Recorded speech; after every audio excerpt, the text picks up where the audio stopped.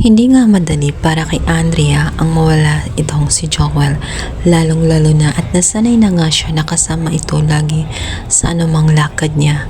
Ngayon ay nabalot na siya ng lungkot. Halos hindi na nga siya lumalabas ng bahay. Kaya naman ang kanyang mga magulang ay nag-aalala na ng gusto, lalong-lalo na ang kanyang kapatid na si Jeffrey.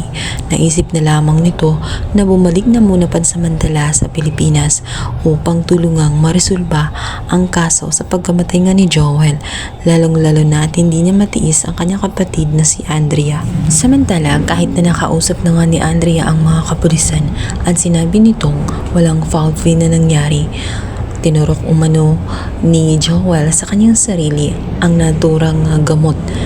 Hindi naniniwala itong si Andrea. Patid niyang hindi magagawa ni Joel ang bagay na iyon. Bukod pa roon, wala siyang dahilan para magpakamatay. Maayos si Joel at wala siyang nakita na problema para maging rason para wakasan ang kanyang buhay. Hindi siya tumitigil hanggang sa maisipan na nga niya ang picture na pinasa nga nitong si Joel bago siya mawala ng buhay at bago nga siya pumunta sa CR. Ang naturang larawan nitong si Hazel kung saan dahil may kausap siyang isang tao, naniniwala si Andrea na may kinalaman ito sa pagkamatay nitong si Joel. Kaya may gustong sabihin ito at hindi lamang natuloy sapagkat pinatay na nga siya. Hindi maptatahimik itong si Andrea at kahit pangasuguri niya itong si Hazel, wala siyang mahihita sapagkat walang magnanakaw o walang kriminal na aamin sa kaniyang kasalanan.